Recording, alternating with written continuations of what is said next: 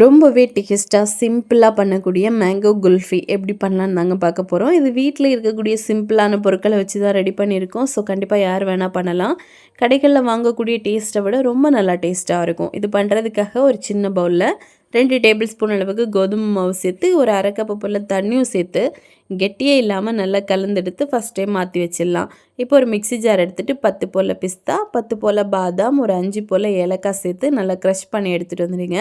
இதையும் மாற்றி வச்சுட்டு ஒரு கடாயில் 1/2 லிட்டர் அளவுக்கு பால், இந்த பால் வந்து கொஞ்சம் கொதித்து வரட்டும். கொதித்து வந்ததுக்கப்புறமா 1/2 கப்பு போல் சுகர் ஆட் பண்ணிக்கலாம். இது கூடவே கரைச்சி வச்சுருக்கோம்ல கோதுமை மாவு, அதையும் இதுக்குள்ளே போட்டு நல்லா மிக்ஸ் பண்ணிடுங்க. இது போட்டதுமே பார்த்திங்கன்னா பால் வந்து கொஞ்சம் திக்காக ஆரம்பிக்கும், அதாவது கெட்டியாக ஆரம்பிக்கும். அந்த ஸ்டேஜ் நம்மளுக்கு தேவை. கோதுமை மாவுக்கு பதிலாக நீங்கள் கார்ன்ஃப்ளவர் கூட கரைச்சி ஊற்றலாம்.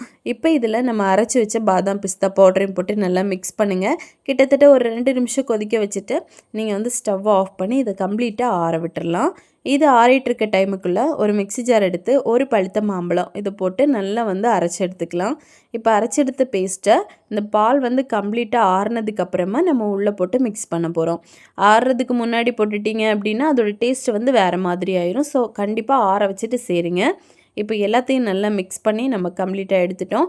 இப்போ நான் வந்து குல்ஃபி மோல்டில் ஊற்றி அப்புறமா மூடி போட்டு ஐஸ் ஸ்டிக்கும் வச்சு இதை வந்து ஃப்ரீஸ் பண்ண போகிறேன். கிட்டத்தட்ட ஒரு 15 மணி நேரம் ஃப்ரீஸ் பண்ணணும். மிச்சமாக இருக்கக்கூடிய பேட்டரை வந்து நான் நார்மல் டம்ளர்லேயும் ஊற்றி ஃப்ரீஸ் பண்ணி வச்சுருந்தேன். அதை வந்து நம்ம கட் குல்ஃபி மாதிரி கட் பண்ணி பார்த்துக்கலாம். இப்போ வந்து நல்லா ஃப்ரீஸ் ஆயிடுச்சு. எடுக்கும்போது அவ்வளோ க்ரீமியாக அவ்வளோ டேஸ்டியாக இருக்கும். டம்ளரில் ஊற்றுனதையும் பாருங்கள் அப்படின்னா நான் கட் பண்ணி காமிக்கிறேன். இதில் என்ன ஒரு மிஸ்டேக் பண்ணிட்டேன் அப்படின்னா, நம்ம சில்வர் ஃபாயில் ஷீட்டோ இல்லை பிளாஸ்டிக் ராஃபரோ வச்சு நம்ம கம்ப்ளீட்டாக அதை வந்து சீல் பண்ணிவிட்டு அதுக்கப்புறமா நம்ம ஃப்ரீஸ் பண்ணணும். இல்லை அப்படின்னா இந்த மாதிரி ஐஸ் கிறிஸ்டல்ஸ் ஃபார்ம் ஆயிரும். ஸோ கண்டிப்பாக அந்த மாதிரி செஞ்சு பார்த்துட்டு கமெண்ட் பண்ணுங்கள்.